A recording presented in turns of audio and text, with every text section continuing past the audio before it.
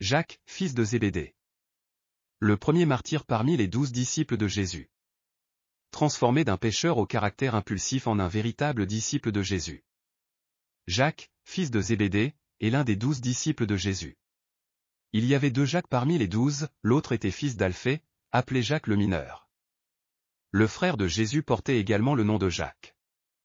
Ce dernier ne suivait pas les enseignements de Jésus durant son ministère public et se montrait critique à son égard. Mais après avoir rencontré le Jésus ressuscité et avoir été témoin de son ascension, il devint un disciple fidèle de Jésus et l'auteur de l'épître de Jacques. Jacques, fils de Zébédée, était pêcheur avec son frère Jean. Travaillant avec Pierre, il passait son temps à pêcher à ses côtés. Dans Luc 5, Jésus apparaît à Pierre, alors en train de pêcher, et lui dit : « Avance en eau profonde, et jetez vos filets pour pêcher. » Lorsque Pierre obéit à la parole de Jésus, une quantité si grande de poissons fut prise que les filets se déchiraient. Jacques était présent à ce moment-là, au lieu même où Jésus fit cette promesse et ce miracle en disant à Pierre : « Je ferai de toi un pêcheur d'hommes. » Jésus appela alors Jacques et son frère Jean, qui étaient en train de réparer leurs filets. Et ils laissèrent immédiatement leur père Zébédée et les ouvriers dans la barque pour le suivre. La maison de Jacques était suffisamment stable et aisée pour posséder une barque et employer des ouvriers. C'était également une famille dotée d'une légitimité religieuse. La mère de Jacques, Salomé, était soit la sœur, soit une proche parente de Marie, la mère de Jésus, appartenant ainsi à la lignée de David. Salomé nourrissait des ambitions mondaines et un désir de pouvoir politique. Elle demanda à Jésus que ses fils puissent siéger à ses côtés lorsque son royaume serait établi. Mais Jésus répondit que ce siège serait réservé à ceux pour qui cela avait été préparé par Dieu, rejetant ainsi la demande de Salomé.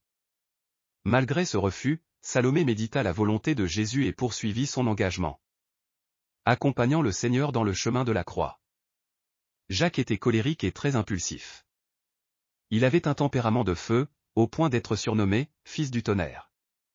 Lorsque Jésus et ses disciples se rendaient à Jérusalem et voulurent traverser la Samarie, les habitants refusèrent de les accueillir. Jacques dit alors : « Seigneur, veux-tu que nous commandions au feu de descendre du ciel et de les consumeurs ?» Ce à quoi Jésus le réprimanda. Il accompagna Jésus sur la montagne de la Transfiguration, lors de la résurrection de la fille de Jaïro, et dans le jardin de Gethsémanée pour prier. Avec son frère Jean, Jacques croyait en un Messie politique et aspirait à une position terrestre. Mais en suivant Jésus, son ambition politique se transforma en vision spirituelle. Après avoir reçu le Saint-Esprit à la Pentecôte, sa vie changea radicalement. Il devint un grand leader de l'Église primitive. Sa foi et sa personnalité influencèrent de nombreuses personnes. Par les enseignements de Jésus, il fut transformé en un homme de sacrifice, de service et d'amour. Jésus demanda à Jacques et à Jean : « Pouvez-vous boire la coupe que je vais boire ?» Et ils répondirent : « Nous le pouvons. » Alors que la parole de Dieu gagnait en popularité, le roi Hérode, jaloux de la renommée grandissante de l'Église, décida de la persécuter pour regagner la faveur et l'attention des Juifs. Il choisit de s'en prendre aux membres clés de l'Église. Jacques fut ainsi mis à mort vers l'an 44 AP.